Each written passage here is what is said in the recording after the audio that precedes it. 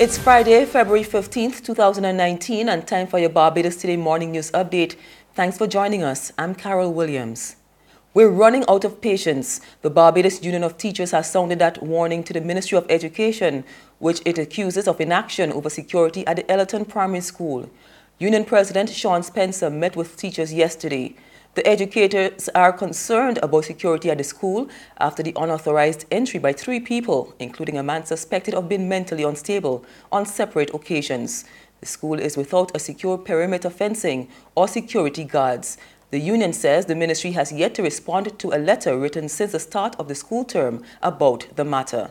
Some teachers continue to stay off the job in response. Still on the industrial relations front, it's now back to the workers. The National Union of Public Workers, NUPW, plans to meet soon with Sanitation Service Authority employees to update them on talks with management. Union and company representatives met Wednesday to discuss the contentious issue of overtime pay.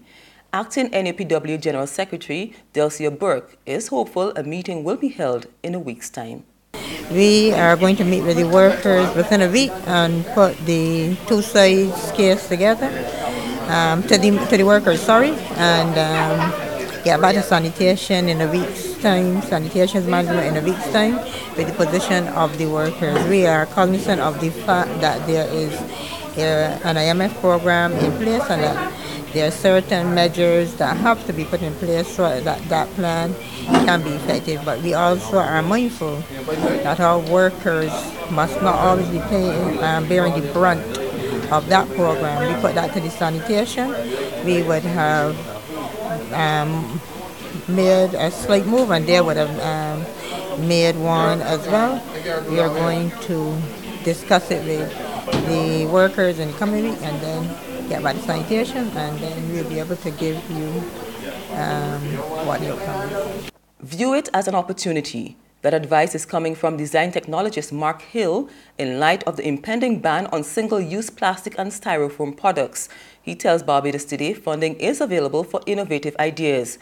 Hill insists that with the April 1 ban, new businesses should be created and existing ones find new ways of doing things to meet expected demand.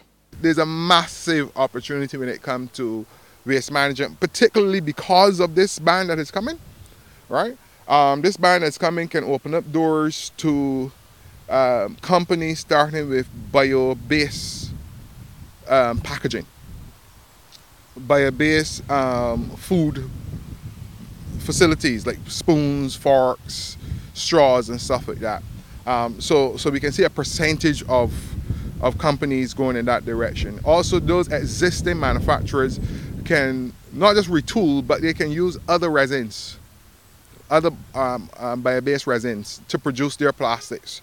Hill, who is about to officially open a biotech campus for individuals seeking to carry out research and improve their knowledge, says the separation of garbage and converting waste to energy should become a natural next step for Barbadians. Yeah, that's the important step for Barbados next. Sorting at source, right? Where you're separating your food and organic waste from your recyclables and from your metals. That is something that every household can practice. Businesses can practice, and so that you are now taking that food waste and converting that food waste to energy. So that food waste can go into the same biodigesters and produce natural gas that can supply us for cooking or for transport and stuff like that. And we have enough organic waste on the island to make a considerable contribution to the renewable energy mix. The Barbados Today Inc. issues this formal retraction and apology to Innotech Services Limited and the companies of the Innotech Group related to a series of articles it published between December 11, 2018 and December 20, 2018 in the Barbados Today newspaper on its online platform. These articles pertain to the BWA headquarters building and the BWA Community Tank Program. The Barbados Today Inc. acknowledges that the publication thereof was due to mistake, misapprehension, and or misrepresentation of the known facts that the articles and the public comments have caused Innotech Services Limited and the companies of the Innotech Group grave concern. Thus, the Barbados Today Inc. unequivocally retracts any such articles words and/or statements, and unreservedly apologizes to Innotech Services Limited and the companies of the Innotech Group for the erroneous nature of those articles, words and/or statements, and also for the serious harm to their reputation that the said erroneous articles, words, allegations, and/or statements contained have undoubtedly caused to the Innotech Group. The Barbados Today Inc. recognizes that the stories did not live up to its strict journalistic and editorial standards.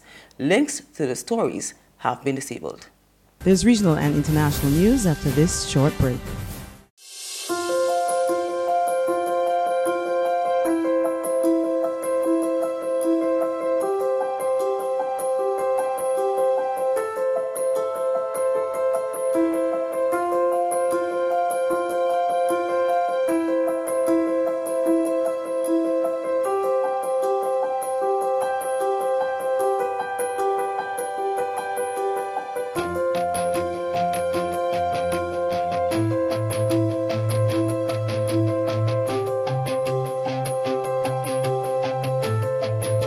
Barbados Today, news you can trust. To our regional neighbors now, the European Union has listed Trinidad and Tobago for monitoring. This follows an assessment of the country's anti-money laundering and counter-terrorism measures. As we hear in the CNC3 report, the EU says the country may have strategic deficiencies. The EU's focus is on protecting its financial systems from the risks of money laundering and terrorist financing from countries that have economic ties with them. TNT has been listed as priority 1 for monitoring because it fulfills one or more of the following criteria: exposure to money laundering and terrorist financing threats, listed in the EU as a non-cooperative jurisdiction for tax purposes adopted by the Council of the EU, and having a significant impact on the integrity of the EU financial system. The Trinidad and Tobago Financial Intelligence Unit's 2017 report stated that there was a significant increase in suspicious transactions from $3 billion in 2011 to $22 billion in 2017. However, $13 billion worth of transactions were halted. In 2018, the FIU revealed it had made significant progress in becoming compliant with Financial Action Task Force regulations. This progress included improving measures for international cooperation on tax offences and advancing legislation on several criminal justice reforms. However, FATF, or FATF, recommended the TNT continue to work on implementing its action plan to address its strategic deficiencies. On the international scene, British Prime Minister Theresa May has suffered another Commons defeat after MPs voted down her approach to Brexit talks. MPs voted by 303 to 258 against a motion endorsing the government's negotiating strategy. The defeat has no legal force, and Downing Street said it would not change the Prime Minister's approach to talks with the EU. France 24 has the details. The EU will be concerned because only just before the vote, the Downing Street was saying to the European Research Group and to the Brexiteer rebels, do not vote against this because this will harm the negotiations. We need no deal on the table.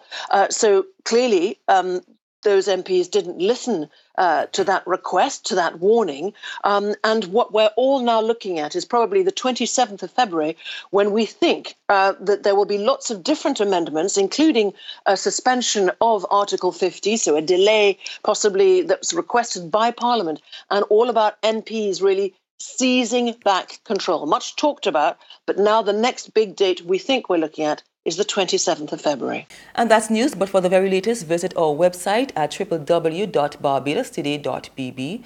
You can also subscribe to our e-paper, email updates, or like us on Facebook, and sign up for breaking news alerts via WhatsApp.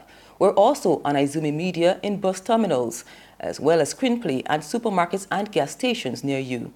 You can also hear us on Mix 96.9 FM and Capital Media HD 99.3 FM. I'm Carol Williams. Have a good day.